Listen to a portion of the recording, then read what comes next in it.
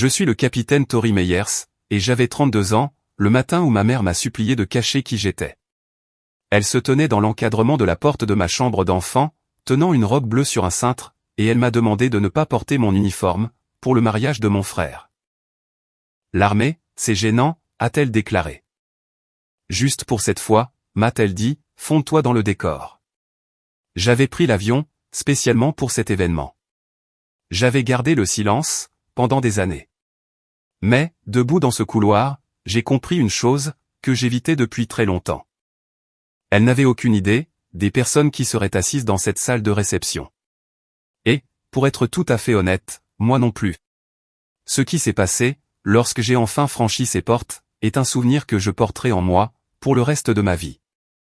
Bienvenue à nouveau sur Hidden Family Revenge, la vengeance familiale cachée, la chaîne où les familles découvrent que les personnes qu'elles ont ignorées, étaient en fait les plus fortes de la pièce.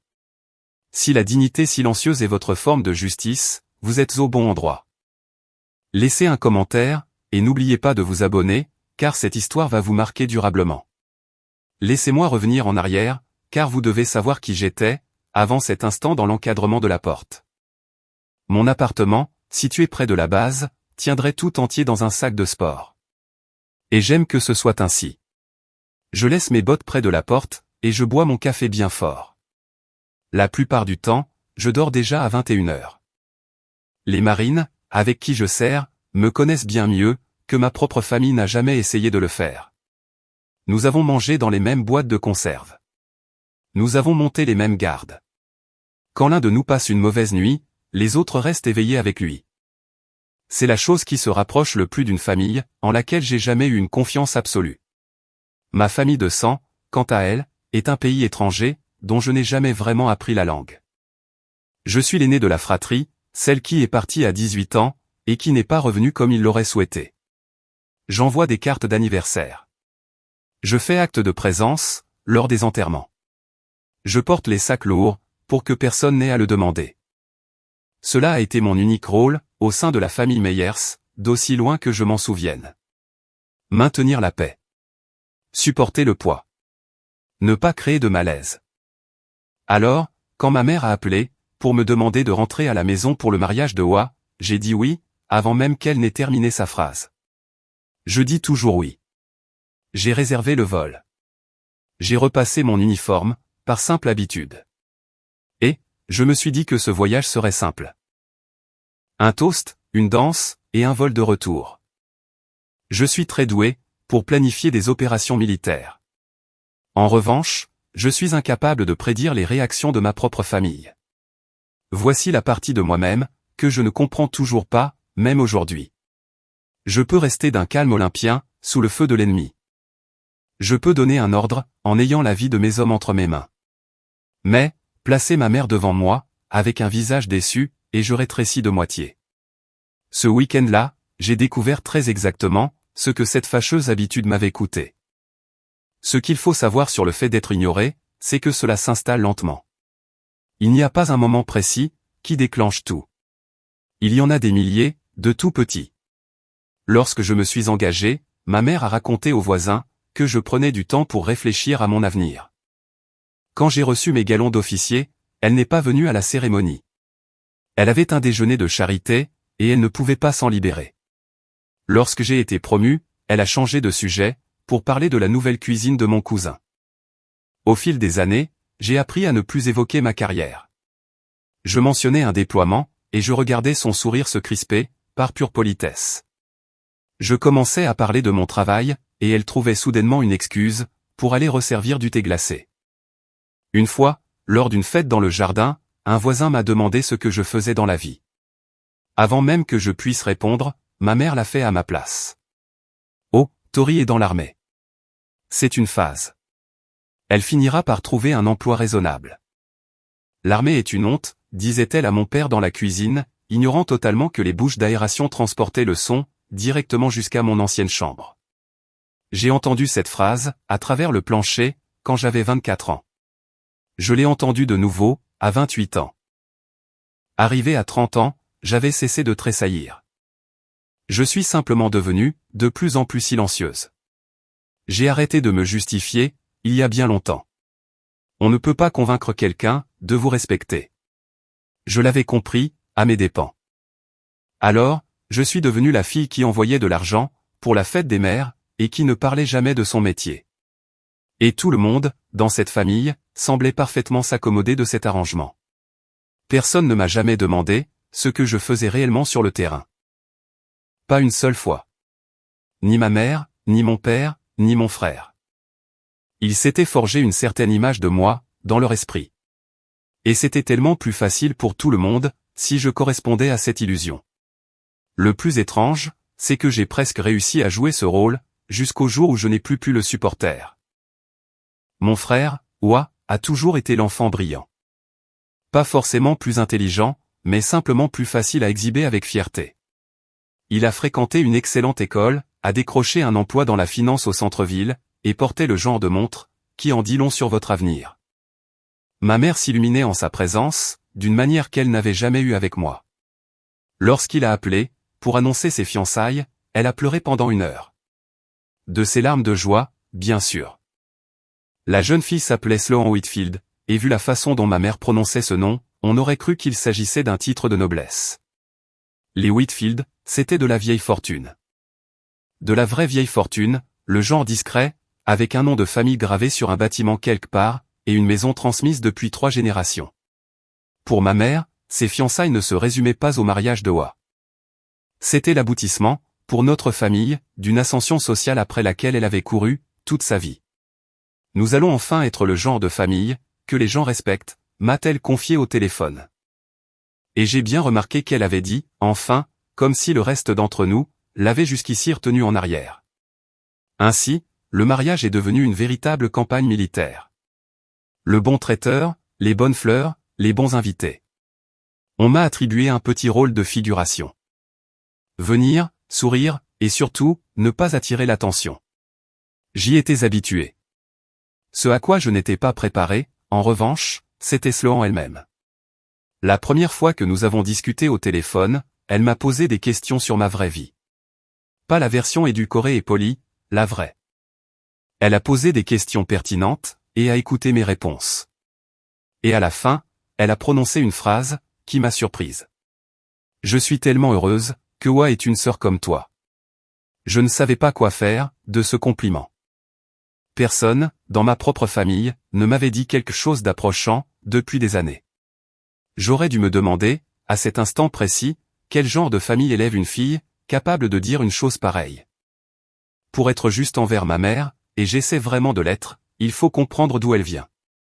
Son père, mon grand-père, est revenu du Vietnam, en étant un homme très différent de celui qui était parti. Il buvait. Il n'arrivait pas à garder un emploi. La famille déménageait tous les ans ou tous les 2 ans, à la recherche de loyers moins chers. Et ma mère a passé son enfance, à être la nouvelle élève, portant des vêtements qui n'étaient pas à sa taille. Elle m'a raconté un jour, lors d'un rare moment de vulnérabilité, l'histoire d'un professeur qui avait brandi ses chaussures usées, devant toute la classe. Elle avait 11 ans. Elle ne l'a jamais oublié. Pour elle, l'uniforme que portait mon grand-père n'était pas un honneur. C'était le point de départ, de tout ce qui avait mal tourné. Cela signifiait du bruit la nuit, des placards vides, et un père qui la terrifiait. Elle a donc passé toute sa vie d'adulte, à s'éloigner de ce milieu. Le bon quartier, les bons amis, l'adhésion au country club qu'elle pouvait à peine s'offrir. Et puis, sa propre fille a enfilé un uniforme, et a marché droit vers ce qu'elle fuyait depuis toujours. C'est la partie que personne, dans ces histoires de vengeance, n'explique jamais. Ma mère ne me détestait pas.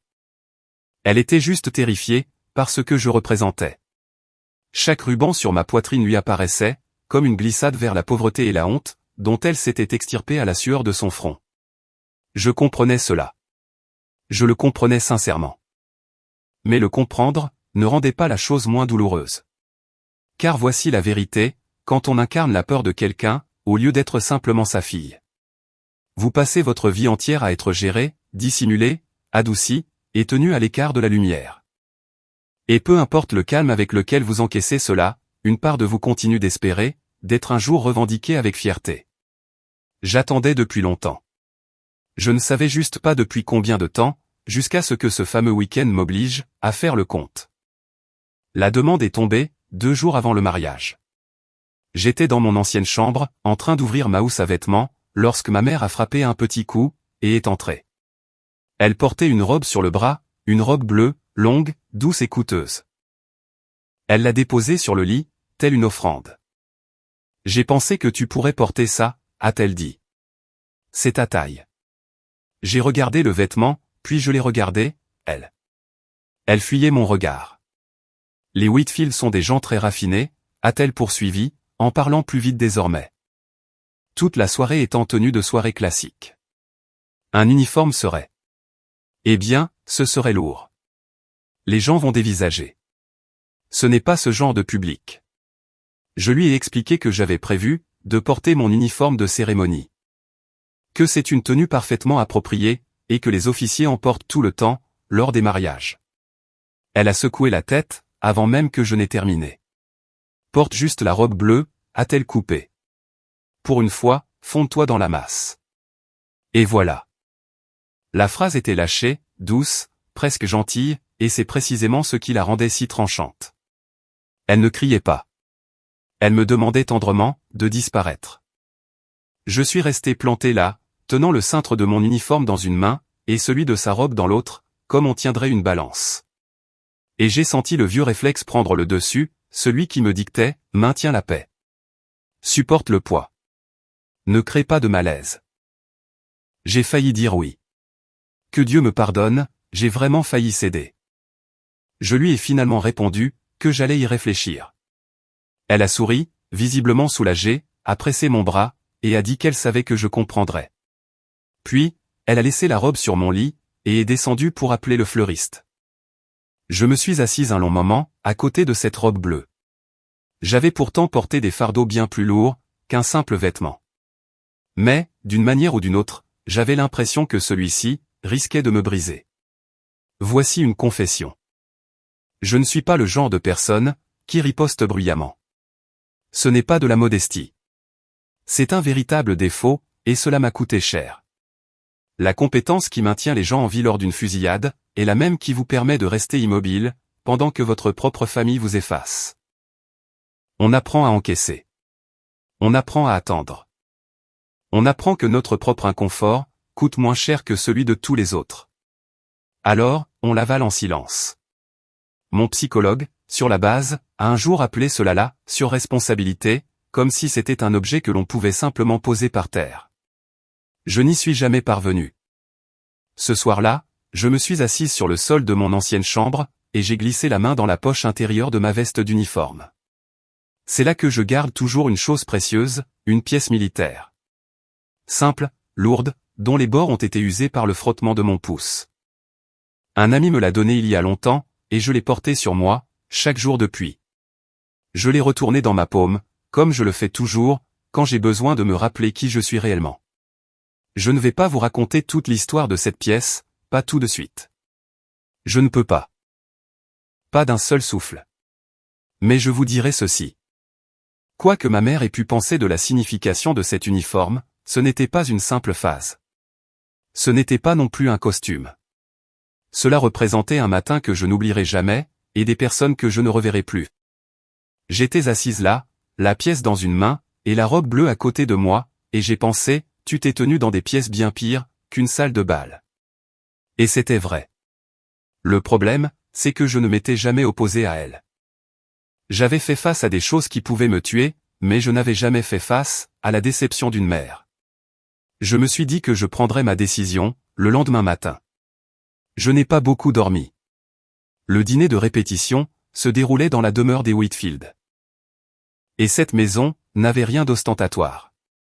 Elle était simplement ancienne, et sûre d'elle-même, à la manière des fortunes établies. Il y avait des portraits sur les murs, une bibliothèque équipée d'une échelle coulissante, et une pelouse à l'arrière, qui descendait jusqu'à l'eau. Ma mère évoluait dans cet espace, comme si elle s'y était préparée toute sa vie, riant un peu trop fort, et effleurant le bras des convives. Elle a présenté Oua à tout le monde.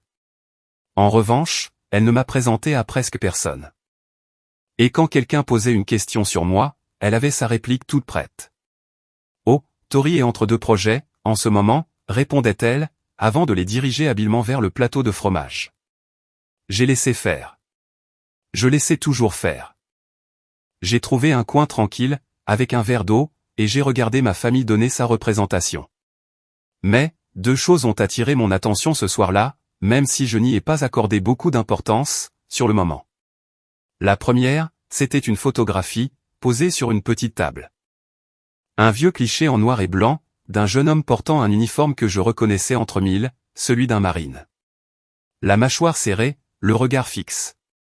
La seconde chose, c'était un vieux monsieur, à l'autre bout de la pièce. Cheveux argentés, le dos très droit, qui m'a dévisagé une seconde de trop. Il n'a rien dit. Il a simplement soutenu mon regard, a fait un tout petit signe de tête, puis s'est détourné. Je me suis dit qu'il était simplement poli. Quelque chose, dans cette maison, m'était étrangement familier, sans que je puisse dire pourquoi. J'ai mis cela sur le compte du stress, du bois ancien, et de l'odeur de l'encaustique. J'aurais dû y prêter plus d'attention. J'étais tellement occupé à me faire toute petite, que j'ai manqué la chose la plus importante, de cette soirée. Les Whitfield n'étaient pas du tout ce que ma mère imaginait. Et, le temps que je m'en rende compte, il serait déjà trop tard, pour faire marche arrière. De retour dans mon ancienne chambre, j'ai ouvert complètement la housse, et j'ai regardé mon uniforme de cérémonie, suspendu sous la lumière de la lampe. La veste sombre, le col montant, et l'aigle, le globe et l'encre, accrochant la lumière sur chaque bouton. Je n'en parle pas souvent, mais la première fois que j'ai été autorisé à porter cet uniforme, mes mains tremblaient. Pas de peur, mais à cause du poids de ce qu'il exige de vous. Il y a des règles, pour absolument tout ce qui s'y trouve. Rien de superflu, aucune fioriture. Chaque ruban doit être mérité, et mérité d'une manière bien spécifique. On les porte dans un ordre précis, et il est impossible de tricher. C'est ce que j'aime à propos de cet habit, pour être honnête. Il ne peut pas mentir. Il raconte l'exacte vérité sur une personne, qu'elle le veuille ou non. J'ai passé mon pouce, le long des rangées sur la poitrine, et je me suis arrêté là où je m'arrête toujours. La robe bleue était encore pliée sur la chaise, là où ma mère l'avait laissée. Douce, jolie, anonyme. Le genre de tenue que l'on porte, quand on veut que l'on se souvienne de vous comme de quelqu'un d'agréable, et rien de plus. J'ai soulevé les deux vêtements, un dans chaque main, comme je l'avais fait 2 soirs auparavant. Et, j'ai remarqué quelque chose. Quand je m'imaginais entrer dans la pièce, en portant la robe, je ressentais du soulagement. Mais, quand je m'imaginais entrer, en portant l'uniforme, je ressentais de la peur. Et, pour la première fois depuis des années, cette peur m'a intéressé bien plus, que le soulagement. La peur signifie généralement, que vous êtes proche de quelque chose qui compte vraiment. J'ai refermé la housse sans prendre de décision, et je l'ai posée près de la porte. Je me suis dit, que j'avais encore du temps. Ce pourquoi je n'avais pas de temps, en revanche, c'était la conversation qui a eu lieu le lendemain matin, avant même que je n'ai pu boire mon café. Wa m'a trouvé dans la cuisine, à 7 heures. Il tenait 2 tasses, et arborait le visage prudent d'un homme, sur le point de demander une faveur. Il a posé le café, s'est adossé au comptoir, et a essayé de prendre un ton désinvolte. Alors, à propos de cette histoire d'uniforme, a-t-il commencé. J'ai attendu. Il s'est frotté la nuque. Écoute, c'est juste que les Whitfield sont des gens plutôt conventionnels, et je ne veux pas que ça devienne toute une histoire, tu comprends? C'est mon grand jour. Je veux que tout se passe sans accroc. Sois juste normal, pour une fois, pour moi. Et voilà, c'était reparti. La même demande, habillée de mots différents. Être normal. Comme si, j'avais été anormal, depuis le début. J'ai regardé mon petit frère, le garçon à qui j'avais appris à faire du vélo, l'homme qui ne m'avait jamais demandé ce que je faisais à l'étranger. Et, j'ai vu la situation avec une grande lucidité. Il n'était pas cruel. Il était terrorisé. Terrorisé à l'idée que sa nouvelle belle famille, si raffinée, ne découvre son étrange sœur aînée. Celle avec les cheveux courts, la posture rigide, et les histoires qu'il ne comprenait pas. Et sous cette couche, se cachait quelque chose qu'il n'admettrait jamais. Il avait peur, qu'à côté de moi en uniforme, il paraisse plus petit. Il avait passé toute sa vie à être l'enfant facile, dont on pouvait être fier. Et à un certain niveau, il savait que cette fierté, n'avait jamais été vraiment mise à l'épreuve. Je n'ai rien dit de tout cela. Je lui ai juste posé une question.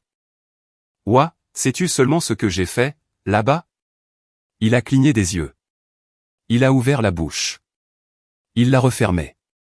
Bien sûr, a-t-il fini par dire. Tu sais, des trucs de marine. Et c'était tout. C'était l'intégralité de sa réponse. Mon propre frère, le jour de son mariage, et la somme totale de sa curiosité concernant ma vie, se résumait à « des trucs de marine ». Je lui ai assuré que je serais là, que je me tiendrais bien, et je suis sorti de la pièce, avant qu'il ne puisse voir l'expression sur mon visage. Le déjeuner de famille, ce jour-là, ressemblait à une chorale bien orchestrée. Tante, oncle, 2 cousins, tous rassemblés autour de la table de ma mère. Et le sujet de conversation, bien évidemment, a fini par être moi. Cela a commencé en douceur. Alors Tori, vois-tu quelqu'un en ce moment? Quand j'ai répondu par la négative, ma tante Carole a poussé un petit soupir triste, comme si je venais d'annoncer un décès. Tu sais, a-t-elle murmuré, tu ne rajeunis pas, et cette vie-là, ne peut pas durer éternellement. Cette vie-là. Mon oncle est intervenu, pour dire qu'il avait lu que l'armée réduisait ses effectifs. N'étais-je pas inquiète? Un cousin a demandé, si j'avais déjà envisagé une vraie carrière, une fois que je serais sorti des rangs. Chaque remarque atterrissait, comme une petite pierre. Je suis resté assise là, à les laisser s'empiler, souriant, et faisant passer la corbeille de pain. Ma mère observait la scène, avec une satisfaction silencieuse. C'était sa famille, parlant son langage, confirmant sa version de moi. J'avais passé tellement d'années à être celle qui encaisse, que je n'avais même pas remarqué que j'étais devenue muette. Je me suis juste recroquevillé, de plus en plus, à cette table, jusqu'à devenir presque invisible. Mais il y avait une personne, qui ne participait pas à ce lynchage. Ma tante Diane, la jeune sœur de ma mère, était assise à l'autre bout, et n'a pas prononcé un mot. Elle n'arrêtait pas de me regarder, puis baissait les yeux vers son assiette, puis regardait ma mère, les lèvres pincées et mécontentes. À un moment donné, elle a commencé à parler, puis s'est arrêtée, et a plutôt attrapé son verre d'eau. Je l'ai remarqué, de la même manière qu'on remarque une porte laissée ouverte, dans une maison qu'on croyait vide. Je ne savais pas encore ce que cela signifiait, mais tante Diane savait quelque chose que le reste de la table ignorait, et cela la rongeait de l'intérieur. 2 heures plus tard, elle allait commettre l'acte qui allait bouleverser tout le week-end, et elle allait le faire, presque par accident. Après le déjeuner, je suis monté à l'étage, et j'ai fait une chose dont je ne suis pas fier. J'ai essayé la robe bleue. Je me suis convaincu, que je vérifiais simplement si elle m'allait. C'était un mensonge. J'essayais de voir si je pouvais disparaître, et si cette disparition serait plus facile à supporter, que l'alternative. La robe m'allait à la perfection, bien sûr, ma mère avait l'œil. Je me suis tenu devant le vieux miroir, de ma chambre d'enfant, et j'ai regardé la femme drapée dans ce doux tissu bleu. Elle était ravissante, et c'était une parfaite inconnue. Elle n'avait aucune aspérité. Elle n'avait pas d'histoire. Elle était exactement ce que tout le monde, en bas, voulait que je sois, c'est-à-dire, personne en particulier. La femme dans le miroir, était celle que je faisais semblant d'être depuis des années, et de la voir si clairement, m'a serré le cœur. Je pensais pouvoir le faire. Je pouvais porter cette robe, survivre au toast, prendre mon avion, et maintenir la paix, comme je l'avais toujours fait. Personne ne serait blessé. Tout le monde serait à l'aise. Et je rentrerais chez moi, je remettrais la pièce dans ma veste d'uniforme, et je me dirais que peu importe ce qu'ils avaient vu, car moi, je connaissais la vérité. Sauf que j'avais passé 10 ans à me répéter cette excuse, et c'était silencieusement devenu un moyen, de ne jamais avoir à être courageuse, devant les seules personnes capables de me blesser profondément. J'étais là, dans cette robe magnifique et vide, et je sentais que la décision était à portée de main, juste là, insaisissable, comme un mot sur le bout de la langue. Robe ou uniforme? Disparaître, ou être vu? Je n'avais toujours rien décidé, lorsque mon téléphone a vibré sur la commode. C'était un message de tante Diane. Aucun texte, juste une capture d'écran. Je l'ai pris en main, et le monde s'est mis à tanguer. Avant de vous révéler le contenu de cette image, je dois vous parler de la pièce militaire, car ces 2 choses m'ont frappé dans la même heure, et je ne peux plus les dissocier. La pièce appartenait à Danny. Le caporal Danny Brennan, 19 ans, originaire d'une ville de l'Ohio, qui ne comptait qu'un seul feu de circulation. Danny était ce gamin, qui gardait toujours des bonbons dans la poche de son pantalon, pour les distribuer. Il avait l'habitude de m'appeler « M'dame », avec un grand sourire exagéré, qui aurait dû être agaçant, mais qui, étrangement, ne l'était pas. La semaine précédant le drame, il a glissé cette pièce dans ma main après une longue journée, et a dit, pour porter chance, « M'dame.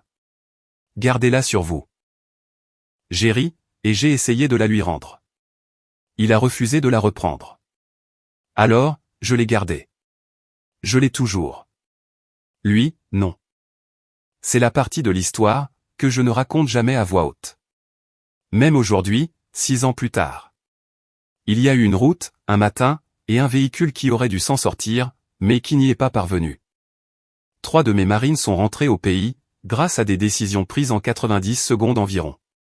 Danny ne faisait pas partie de ces 3-là. J'ai repassé ces 90 secondes dans ma tête, plus de fois que je ne pourrais le compter. Et j'ai fini par faire la paix avec la majeure partie de cet événement. De la façon dont on fait la paix, avec une chose qui ne sera jamais vraiment terminée. Cette pièce, c'est ma façon de le porter avec moi. Chaque jour, dans ma poche, contre mon cœur, là où le métal de ma médaille viendrait plus tard se poser. Alors, quand ma mère a dit que l'armée était embarrassante, elle ne parlait pas d'un simple travail. Sans le savoir, elle parlait de Danny, de ce matin-là, du pire et du plus important jour de ma vie. J'ai serré la pièce très fort dans mon poing. Ensuite, j'ai baissé les yeux vers mon téléphone, j'ai lu la capture d'écran, et tout a basculé. La capture d'écran provenait d'une conversation de groupe. Elle s'intitulait « Logistique du mariage » et réunissait absolument tout le monde. Ma mère, mon père, Oa, les tantes, les cousins. Tout le monde, à l'exception de moi. Tante Diane me l'avait envoyé à moi seul, sans aucun message d'accompagnement. Comme on tend la vérité à quelqu'un, avant de faire un pas en arrière. Je l'ai lu une première fois, sans y croire. Puis, je l'ai relu. Ma mère avait écrit ce matin-là, une série de messages, que je pourrais encore réciter de mémoire. S'il vous plaît, assurez-vous que personne n'encourage Tori à porter l'uniforme. Les Whitfield sont des gens extrêmement raffinés, et ce serait humiliant. Placez-la à la table 9, près du fond, loin de la table d'honneur. Et puis, la phrase lâchée dans une discussion familiale, à la vue de tous, sauf de la mienne, l'armée, c'est embarrassant, et je refuse qu'elle transforme le mariage de Oa en une parade militaire. Il y avait de petites réactions, pouces en l'air, en dessous. Un cousin avait répondu, LOL, tout à fait d'accord. Oa avait répondu par un seul mot, d'accord. Mon père, lui, n'avait pas répondu du tout. Je me suis assise sur le bord de mon lit d'enfant, dans cette robe bleue d'emprunt, et j'ai relu le tout une 3e fois. Ce qui est étrange, c'est que je n'ai pas pleuré. Je n'ai pas tremblé. Je suis devenu très immobile. De cette immobilité qui m'envahit, quand une situation grave se produit, et que la panique ne ferait que coûter des vies. C'est un genre de calme, qui n'est pas de la paix. C'est le calme absolu, qui précède une prise de décision. J'ai posé le téléphone sur le couvre-lit, l'écran tourné vers le haut, les mots de ma mère brillant encore dessus. La table 9. Près du fond. Une parade. Je l'ai lu 3 fois. Puis, j'ai posé le téléphone très doucement, comme s'il risquait d'exploser. Et je suis resté assise dans le silence, m'autorisant enfin à comprendre quelle avait toujours été ma véritable place dans cette famille. Je veux être honnête sur ce que j'ai ressenti, car ce n'était pas de la rage. Les gens s'attendent à de la rage. La rage aurait été plus facile. Ce que j'ai ressenti, c'était une lucidité froide et implacable. Comme lorsqu'on sort dehors, en plein air glacial d'hiver. Pendant 10 ans, je m'étais raconté une histoire. Cette histoire disait que ma famille ne me comprenait pas, mais qu'au fond, ils m'aimaient. Que me cacher, n'était que la façon de faire de ma mère. Et qu'un jour, ils finiraient par changer. Cette histoire est morte sur ce couvre-lit. Ils me comprenaient très bien. Mais, ils avaient pris leur décision. J'ai repris le téléphone, et j'ai relu la discussion une dernière fois, plus lentement, et c'est là que je l'ai vue. L'horodatage. Ma mère avait envoyé le message à 11h40. Le téléphone de mon père, indiquait la conversation, l'avait lu à 11h42. Il l'avait vu. Il avait lu les mots « l'armée, c'est embarrassant », 2 minutes après qu'elle les ait tapés, le matin du mariage de son fils, à propos de sa propre fille. Et il n'avait rien dit. Pas un seul mot. Son silence était, en soi, un message clair, que j'avais reçu toute ma vie, sans jamais le déchiffrer correctement. Mon père n'était pas cet homme bon et silencieux, pris entre deux feux, comme je me l'étais imaginé. C'était un homme qui m'avait regardé être effacé, année après année, et qui avait choisi son propre confort plutôt que moi, à chaque fois. Cela m'a blessé, plus profondément que les paroles de ma mère. Sa cruauté à elle, lui coûtait au moins quelque chose, une peur qu'elle tentait de fuir. La sienne, ne lui coûtait absolument rien. Il n'avait qu'à se taire. Et il excellait dans ce domaine. Je me suis levé. J'ai retiré la robe bleue. Je l'ai raccrochée sur la chaise, je l'ai lissée, presque tendrement, comme si je faisais mes adieux à une version de moi-même. Je n'étais pas en colère. J'en avais juste fini, avec la disparition. La seule question qui restait en suspens, c'était de savoir comment j'allais réapparaître. Cet après-midi-là, je me suis rendu sur le lieu de la réception, en avance. J'avais besoin de prendre l'air, et d'accomplir une tâche. La soirée devait se dérouler dans la salle de bal d'un club historique, que les Whitfield fréquentaient depuis des générations. J'ai arpenté la pièce, pendant que le personnel installait les tables, pour m'ancrer dans la réalité, comme je le ferais pour reconnaître une position, avant une opération. Et j'ai commencé à remarquer des choses. Il y avait une petite plaque en laiton, près de l'entrée, que je n'avais pas vue auparavant. Elle dédiait un fonds de bourse d'études, à la mémoire de quelqu'un. Il y avait aussi une vitrine, dans le couloir, remplie de vieilles photographies, dont plusieurs montraient des hommes en uniforme.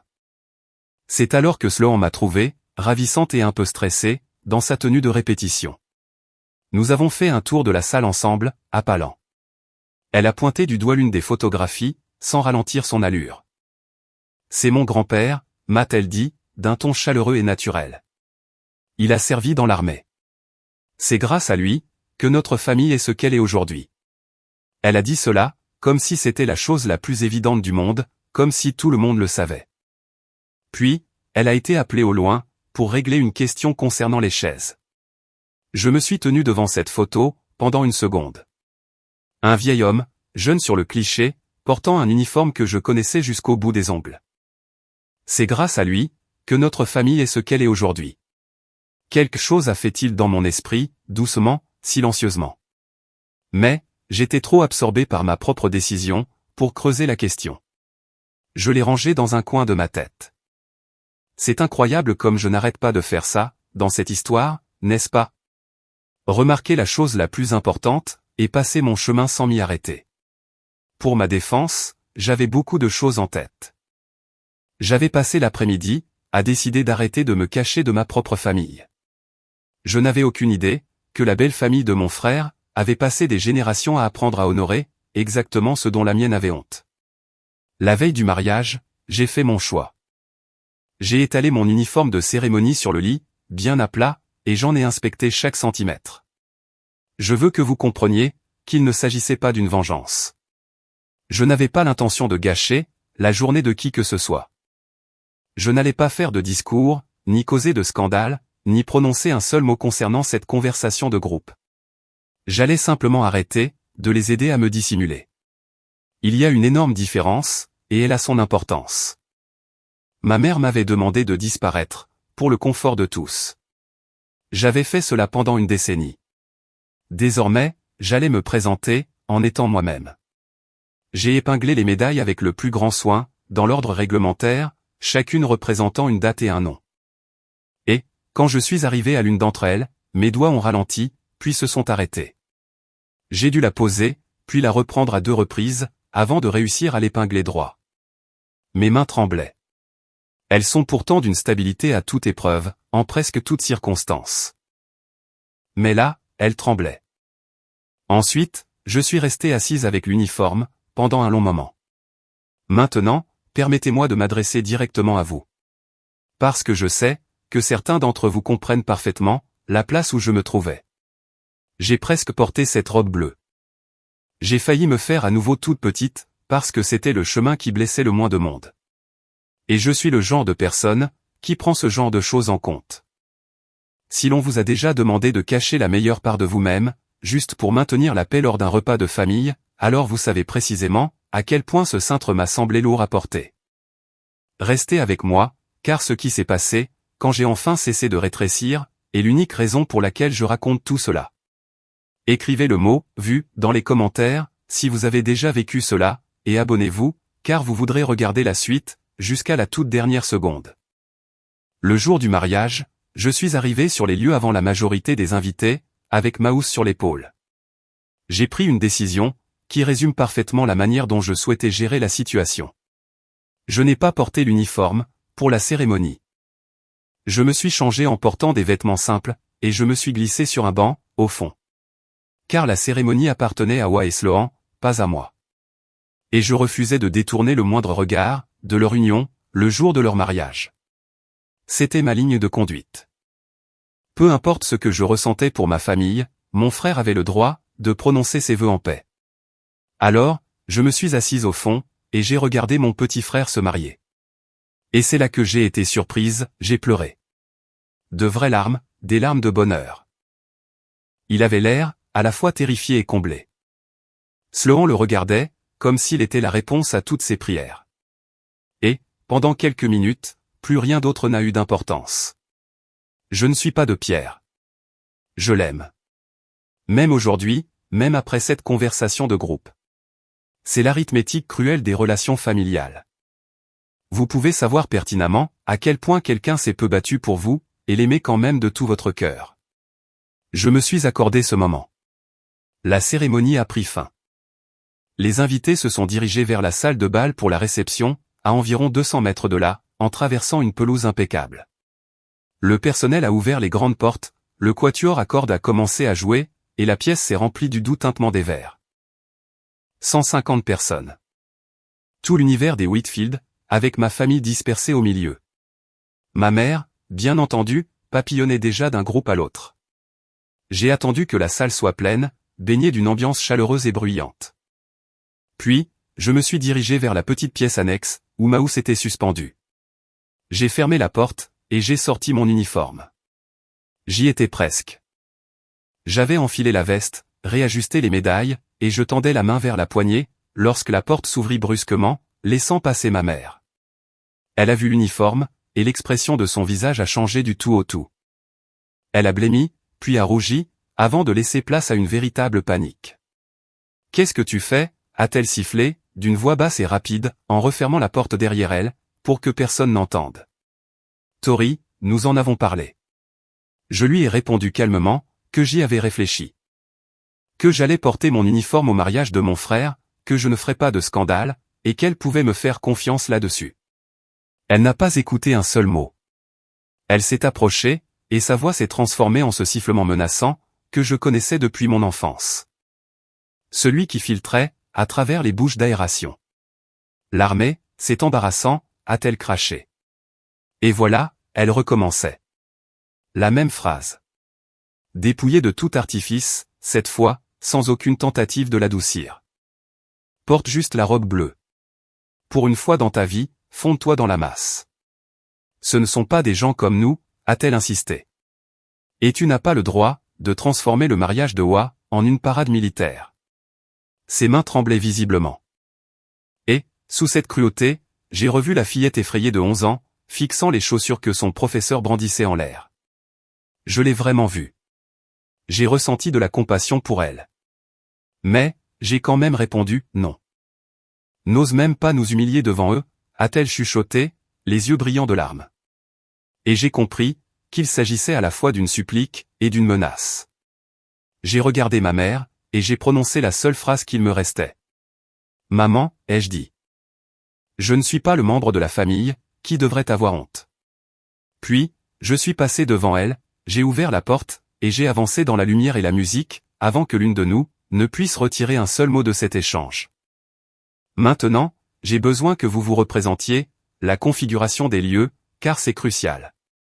La salle de bal était immense, avec un haut plafond, de grandes fenêtres, et cette lumière dorée de fin d'après-midi. La table d'honneur se trouvait à l'extrémité opposée. La piste de danse trônait au centre, et les invités étaient debout, regroupés avec leurs verres, comme on le fait avant d'être invité à passer à table. Je suis entré par une porte latérale, près du fond, ce qui signifiait que pour atteindre la place qui m'était assignée, la table 9, tout au fond, exactement là où ma mère m'avait relégué, je n'avais qu'à longer le mur. Je n'avais pas à traverser la pièce. Je n'avais même pas besoin d'être vu. J'aurais pu me faire toute petite, même en uniforme, simplement en rasant les murs. Et l'espace d'une seconde, c'est ce que j'ai fait. Les vieilles habitudes ont la vie dure. J'ai commencé à longer le mur, vers le fond de la salle, vers ma place. La place, qu'on avait choisie pour moi. Je veux être clair sur le fait, que je ne cherchais pas à attirer l'attention. Je m'étais promis, à moi-même ainsi qu'à mon frère, que je ne ferais pas de vagues, et je le pensais sincèrement. J'allais juste m'asseoir à la table 9, et être tranquillement, complètement moi-même. Et que cela suffise. Je n'avais aucun autre plan en tête. Pas de discours, pas de coup d'éclat. Juste un uniforme, une place au fond, et une pièce dans ma poche. J'avais fait, tout au plus, une dizaine de pas le long de ce mur, lorsque j'ai senti l'atmosphère de la pièce changer. On apprend vite, à ressentir ces variations d'attention. C'est cette façon si particulière qu'a le brouhaha d'une foule, de baisser d'un ton, quand quelque chose d'inhabituel se produit. Je ne savais pas encore de quoi il s'agissait. Je continuais d'avancer, les yeux fixés droit devant moi, en direction de la table 9. Et, à l'autre bout de la pièce, près de la table d'honneur, un vieil homme aux cheveux argentés et au dos très droit, a posé son verre, et s'est levé lentement. Laissez-moi ralentir un instant. J'ai omis un détail important, et vous méritez de savoir exactement, qui venait d'entrer dans cette salle. Quelques minutes plus tôt, dans la pièce annexe, avant que ma mère ne fasse irruption, je m'étais tenu devant un miroir, pour ajuster ma tenue, pièce par pièce. La veste sombre, le col haut et ajusté, les gants blancs, et les médailles alignées, dont celle à la place d'honneur. L'étoile dorée, avec une petite étoile d'argent au centre, sur un ruban rouge, blanc et bleu. J'en sentais le poids réel, contre ma poitrine. J'avais glissé ma main dans la veste, pour toucher la pièce de Dany, dans la poche intérieure où elle repose toujours. Et je l'avais tenue une seconde, au creux de ma paume. J'avais prononcé son nom à voix haute, une seule fois, comme j'en ai l'habitude, Brennan. Puis, j'avais replacé la pièce sur mon cœur, derrière les médailles, là où est sa place. Je m'étais regardé dans ce miroir, et je n'y avais vu aucune parade. Je n'y avais vu aucune honte. J'avais vu un marine. J'y avais vu chaque route, chaque garde, et chaque nom tombé au combat. J'avais vu la vérité brute, que cet uniforme raconte, qu'on le veuille ou non. Et je m'étais dit en silence, voilà à quoi je ressemble. Pas la fille de la table 9. Pas une face passagère. Ça. Ainsi, lorsque j'ai pénétré dans cette salle de bal, je ne cherchais pas à remporter une bataille. J'entrais simplement, pour cesser de mentir. Il y a un gouffre entre la vengeance, et le refus de disparaître. Et j'avais passé tout l'après-midi, à apprendre à les différencier. Je voulais juste prendre ma place, pour une fois, en assumant le corps et l'histoire qui étaient les miens. Je ne savais pas, que la pièce était remplie de gens, capables de comprendre très exactement ce qu'ils regardaient. J'allais très vite le découvrir. Les têtes se tournent lentement, au début, quand quelque chose sort de l'ordinaire. Une personne jette un coup d'œil, puis son voisin suit son regard, et le mouvement se propage, comme des ondes à la surface de l'eau. C'est précisément ce qui s'est passé. Alors que je traversais le fond de la salle en uniforme de cérémonie, une femme près de moi, s'est tue au milieu de sa phrase. Un homme a touché le coude de son épouse, et m'a désigné d'un signe de tête. Le quatuor accorde à continuer de jouer, mais les conversations ont légèrement baissé de volume. Comme le fait une foule, lorsqu'elle n'est pas encore sûre de ce qu'elle observe. Je gardais les yeux fixés devant moi, à une allure régulière. C'est la démarche qu'on adopte, quand on ne veut effrayer personne. Mon regard a croisé celui de ma mère, dans la foule, sans que je le veuille. Elle se tenait près du centre de la pièce, éclatant de rire au milieu d'un groupe d'invités Whitfield. J'ai vu le rire s'effacer de son visage, dès qu'elle m'a aperçu. Elle s'est figée. Sa main est montée à sa gorge. Face à elle, mon père s'est retourné, pour voir ce qu'elle regardait avec tant d'insistance. Son expression a traduit une émotion complexe, impossible à déchiffrer à cette distance. Ouah, à la table d'honneur, s'est levé à moitié de sa chaise. Pendant une seconde, personne n'a bougé. Ni vers moi, ni pour s'éloigner. La pièce entière est restée suspendue sur le fil du rasoir, pouvant encore basculer d'un côté ou de l'autre. Vers le malaise, vers les murmures, ou vers cette parade cauchemardesque, que ma mère redoutait tant. Et j'ai senti la vieille peur remonter, une dernière fois. Cette petite voix qui murmurait, « Assieds-toi. Rase les murs. Prends ta place au fond. Ne crée pas de malaise. » J'ai failli l'écouter. Je vous assure, j'ai vraiment failli le faire. Mais, avant que cette voix ne puisse l'emporter, et avant que ma mère ne puisse recomposer son visage, pour arborer un masque de politesse, le vieil homme aux cheveux argentés a fini de se lever, près de la table d'honneur. Et, d'une voix qui a empli toute la salle de bal, une voix calme, assurée, et entraînée, il a prononcé cet mot. Je ne connaissais pas encore son nom. Je l'apprendrai plus tard. Le sergent-major Frank Holloway, à la retraite. 30 ans de service dans le corps des marines, invité de la famille Whitfield, et vieil ami du défunt grand-père de Sloan. Mais à cet instant précis, tout ce que je savais, c'est qu'un vieil homme à l'autre bout de la pièce, avait verrouillé son regard sur les rangées de ma poitrine, et sur une médaille en particulier. Toute son attitude avait changé. L'instant d'avant, c'était un simple invité de mariage, souriant et sociable. À présent, il se tenait là comme un homme au garde à vous. Les épaules carrées, le menton droit, et les yeux brillants d'une dureté que je reconnaissais, car je l'avais déjà ressenti moi-même. C'était de la reconnaissance. Il savait pertinemment ce que signifiait cette petite étoile d'argent. Il avait probablement combattu, aux côtés d'hommes qui l'avaient mérité. Il avait peut-être même porté des frères d'armes, qui n'avaient pas survécu pour la recevoir. On ne passe pas 30 ans dans ce monde-là, sans être capable de reconnaître, au premier coup d'œil et à travers une pièce bondée, à quoi ressemble une Silver Star sur la poitrine d'un jeune officier. Son verre était déjà posé sur la table. Sa serviette avait glissé de ses genoux pour tomber sur le sol, sans même qu'il s'en aperçoive.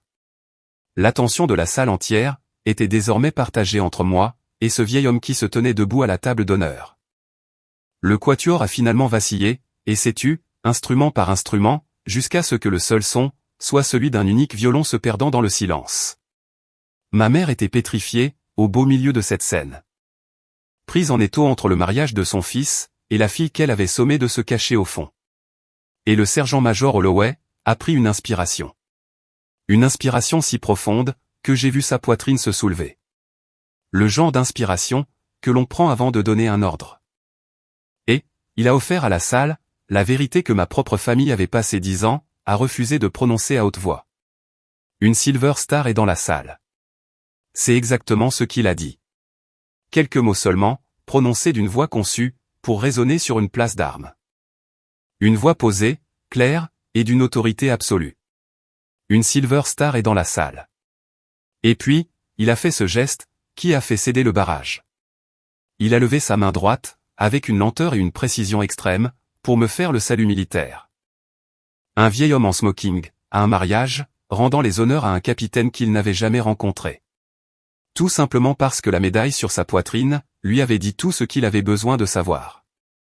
Ces mots ont atterri dans la salle de bal, comme une pierre jetée dans une eau calme. J'ai vu les visages changer d'expression, à mesure que leur signification faisait son chemin. Ceux qui avaient compris les premiers, l'expliquaient par leur simple réaction, à ceux qui ignoraient tout. La Silver Star. Pas une parade militaire. Pas une phase passagère. Pas une humiliation. C'est la 3e plus haute distinction américaine, accordée pour bravoure au combat. Et, elle se tenait là, à quelques mètres de la porte arrière, là où ma mère avait tenté de la reléguer, à l'abri des regards. Je suis resté parfaitement immobile. Je suis entraîné à réagir sous les tirs ennemis, mais pas à cela. Ce salut venant d'un inconnu, à travers une salle de réception, a déverrouillé quelque chose en moi, que des années d'indifférence avaient solidement scellé. Mes yeux m'ont brûlé. Mais, je n'ai pas laissé couler mes larmes. Je me suis mis au garde à vous, comme on nous l'apprend, et je lui ai rendu son salut. Un geste sec et impeccable, exactement comme Danny l'aurait voulu. Et dans le silence qui a suivi, dans le souffle suspendu de 150 personnes, j'ai entendu une chaise racler le sol. Quelque part sur ma droite.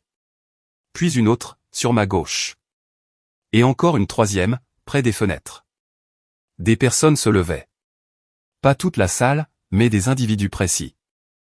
Et j'ai réalisé, en balayant la pièce du regard, que je n'étais pas la seule personne ici, à savoir le prix que ce ruban avait coûté. Ils se sont levés, un par un, et je reverrai cette image chaque jour, pour le restant de mes jours. Un homme à la table 4, d'une 60aine d'années, vêtu d'un costume sombre, a repoussé sa chaise, s'est levé, et a redressé les épaules.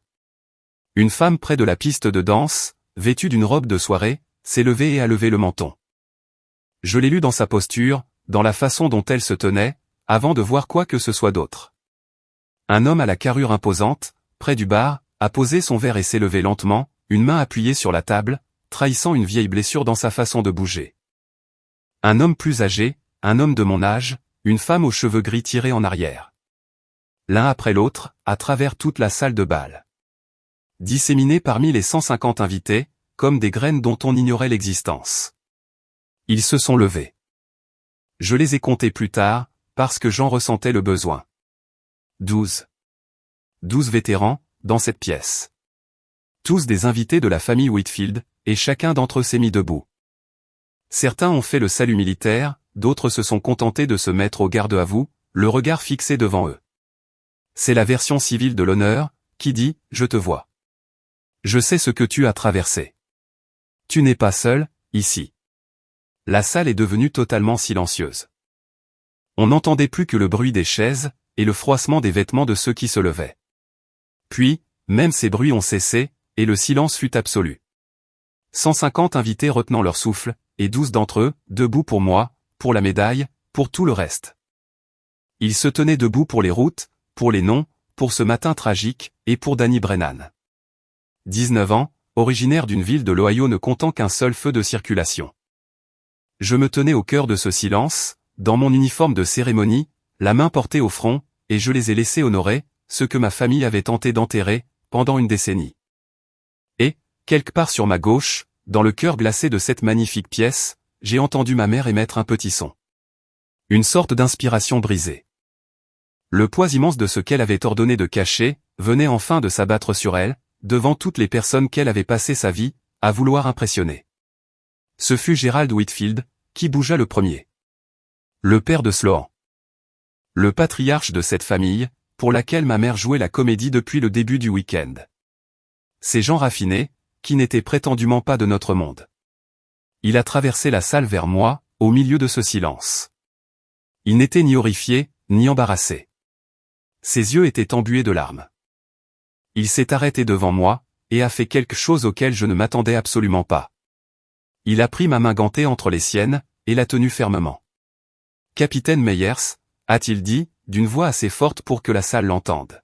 « C'est un honneur de vous avoir parmi nous. » Puis il s'est tourné, tout en me tenant toujours la main, et a révélé à l'assemblée ce que j'avais ignoré, durant tout le week-end. « Mon père », a-t-il déclaré, en parlant du grand-père de Sloan, l'homme sur la photo en noir et blanc, a effectué 2 déploiements, dans le corps des marines. Il est rentré chez lui, et a bâti cette famille sur un principe fondamental, ne jamais, au grand jamais. Oublier le prix payé par des personnes comme le capitaine. Et ce, afin que le reste d'entre nous, puisse se tenir tranquillement, dans une pièce comme celle-ci. Il a indiqué d'un mouvement de tête la plaque en laiton, près de la porte. La bourse d'études, la fondation au nom du vieil homme. Plus de la moitié des personnes debout dans la salle, les 12 et d'autres encore, étaient présentes, parce que les Whitfield avaient passé 3 générations, à s'entourer de vétérans, et à les honorer publiquement. La famille même, que ma mère avait si désespérément cherché à impressionner. Les gens qu'elle qualifiait de raffinés, ceux qui, selon elle, seraient mortifiés par la vue d'un uniforme. Ces gens-là, étaient justement les personnes sur cette terre, les plus à même de comprendre exactement ce que j'étais. Elle avait mal interprété la situation, sur toute la ligne. Elle avait cherché à cacher, la seule et unique chose, pour laquelle cette famille se serait levée et aurait salué. Et, pendant que Gerald Whitfield parlait, je regardais la stratégie de ma mère s'effondrer, en temps réel, devant le public même pour lequel elle l'avait bâti. Chaque mot sortant de sa bouche, était une brique supplémentaire qui tombait, du mur qu'elle avait mis toute une vie à construire. J'ai presque ressenti de la pitié pour elle. Presque. Puis, elle a ouvert la bouche, et le peu de compassion qu'il me restait s'est volatilisé. Ma mère a retrouvé l'usage de la parole, et l'a utilisé comme à son habitude, pour recadrer la situation à son avantage. Elle s'est avancée vers moi, à travers la foule, les deux mains tendues. Le visage affichant un masque de fierté, elle a clamé, assez fort pour que tout le monde l'entende, nous sommes tellement fiers d'elle. Nous avons toujours été si fiers de notre Tori. Elle a tendu la main vers mon bras, comme on s'empare d'un trophée. Me revendiquant soudainement devant les Whitfield, maintenant que la salle entière avait décrété que j'en valais la peine. Quelques personnes, qui ne connaissaient pas les coulisses de l'histoire, ont souri, soulagées, prêtes à s'attendrir devant ce beau moment de communion familiale. Mais sa voix était trop aiguë, son débit trop rapide. C'était la voix de quelqu'un qui improvise par-dessus les décombres d'une catastrophe. Et, quand elle a lu sur mon visage que je n'allais pas rentrer dans son jeu, que je n'allais pas sourire, et que je n'allais pas la laisser réécrire 10 années de ma vie en 10 secondes, son masque s'est fissuré. Sa prétendue fierté a tourné à l'aigre. « Ne fais pas ça », a-t-elle murmuré. « Fais ça pour moi, je t'en supplie. Ne m'humilie pas, devant ces gens. » Et voilà. Le mot était lâché. Même ici, même à cet instant précis, entouré de personnes debout en mon honneur, sa seule terreur restait que je puisse lui faire honte. Je n'ai pas haussé la voix. Je tiens à ce que vous sachiez, que la salle entière nous observait, et que pour la toute première fois de ma vie, je me sentais totalement apaisé, face à ma mère. Tu as passé tout le week-end, à avoir peur que je t'humilie, lui ai-je dit, d'une voix très calme. Et ce calme a porté plus loin, que n'importe quel cri. Tu m'as relégué au fond de la salle.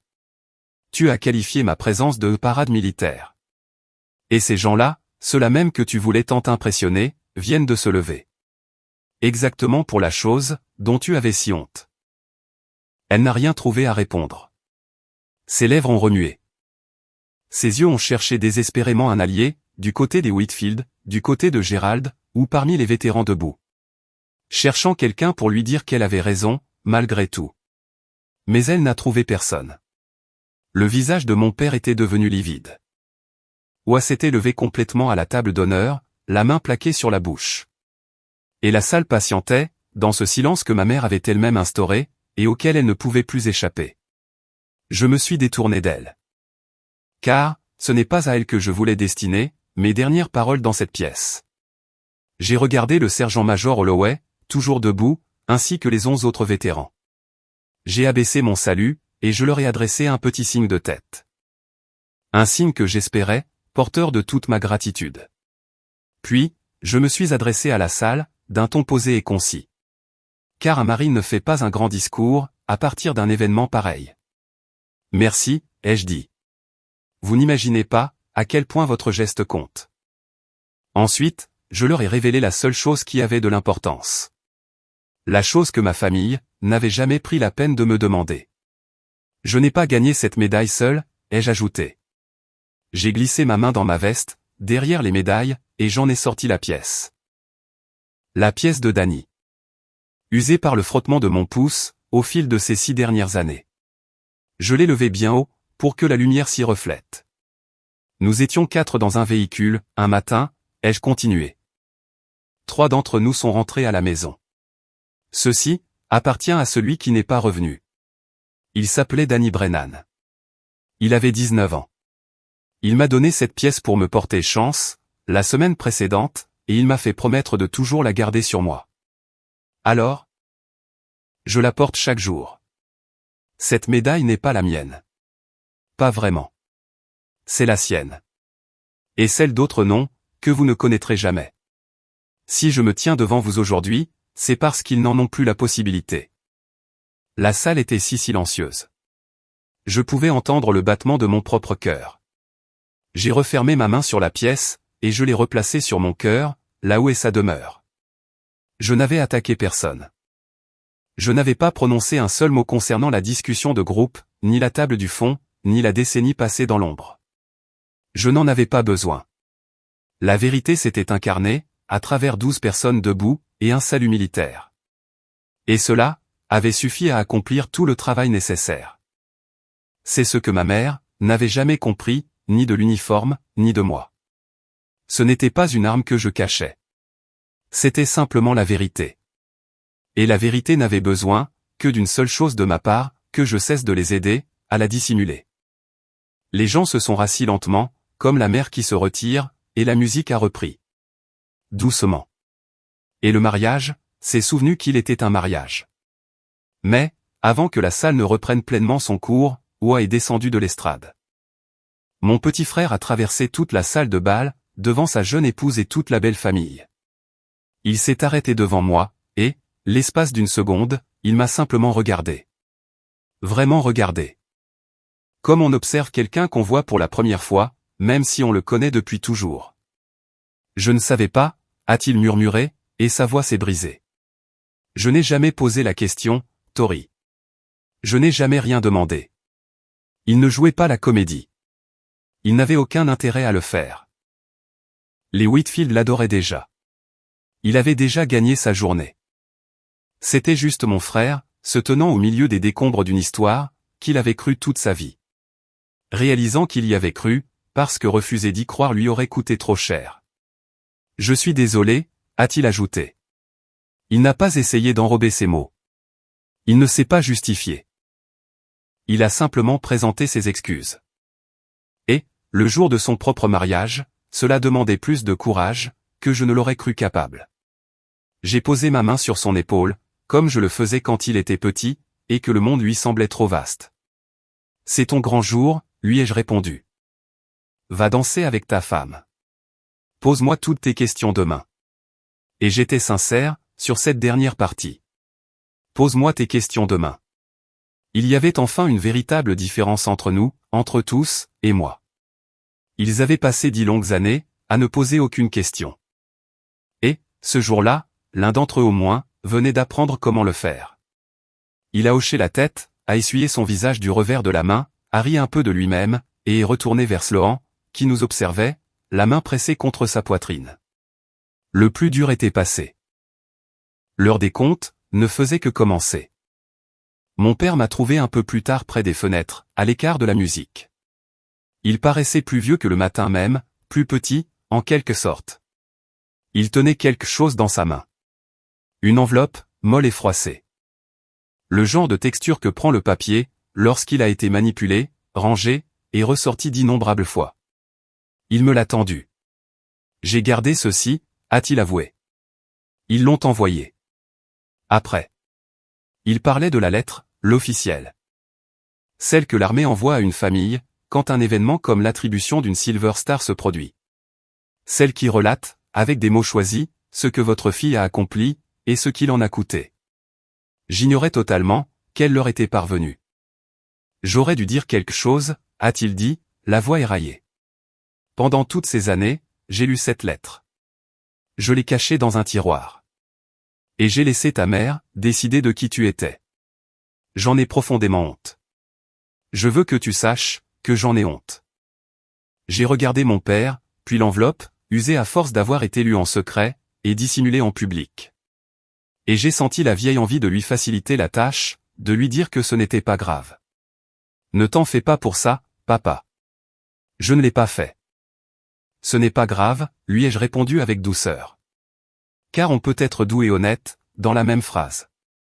Mais je suis contente, que tu aies enfin trouvé le courage de le dire. Il a hoché la tête. Il n'a pas cherché à discuter. Et pour la première fois de ma vie, mon père et moi, partagions un moment de pure vérité. Même si cette vérité, était qu'il m'avait abandonné. Ce n'était pas encore le pardon. C'était un commencement. Ma mère a fait une dernière tentative vers la fin de la soirée, près du vestiaire, loin de la foule. Elle avait eu le temps, de recomposer son masque. Tori, a-t-elle commencé, nous devrions laisser tout ça derrière nous. Tu as fait passer ton message.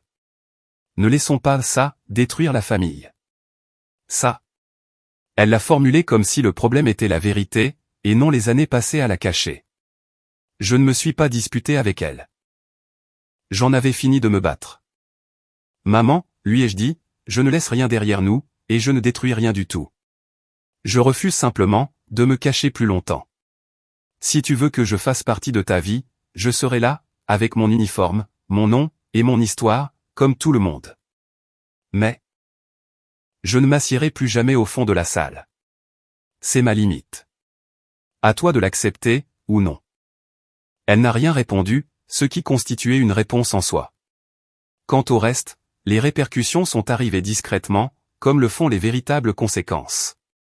Gerald Whitfield m'a demandé de prendre la parole, lors du dîner de sa fondation, l'automne suivant, et j'ai accepté. Sloan a commencé à m'appeler le dimanche, simplement pour prendre de mes nouvelles, et elle était sincère. Les cousins, qui avaient lancé leur petite pique lors du déjeuner, se sont soudainement montrés très intéressés, par ma carrière. Et la place si soigneusement acquise par ma mère, au sein du cercle des Whitfield, cette position qu'elle avait machiavéliquement cherché à protéger tout le week-end, ne s'en est jamais vraiment remise. La salle entière avait été témoin. On ne peut pas effacer ce genre d'événement des mémoires. Voici la seule leçon que je tire de ce week-end très particulier, et je vais vous la résumer en une phrase. Les personnes qui valent la peine d'être impressionnées, comprenaient déjà la signification de mon uniforme. Et, seule ma propre famille, éprouvait le besoin d'en avoir honte. Et cette honte-là, n'a jamais été, pas une seule journée de mon existence, un fardeau qui m'appartenait. Voilà mon histoire. Un uniforme. 12 personnes qui se sont levées. Si l'on vous a un jour demandé de vous faire tout petit pour maintenir la paix, prenez cette histoire comme un signe pour arrêter de le faire. Partagez cette vidéo, avec la personne qui a besoin de l'entendre. Laissez un commentaire, cliquez sur s'abonner, et on se retrouve dans la prochaine vidéo.